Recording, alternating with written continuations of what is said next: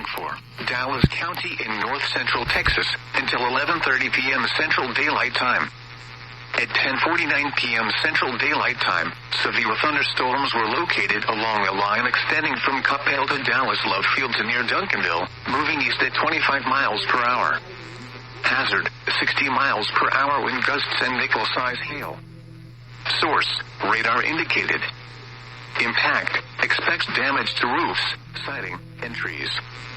Locations impacted include Dallas, Garland, Irving, Grand Prairie, Mesquite, Carrollton, Richardson, Rowlett, DeSoto, Grapevine, Cedar Hill, Wiley, Coppell, Duncanville, Lancaster, Farmers Branch, Bulk Springs, University Park, Satch C, and Seagoville.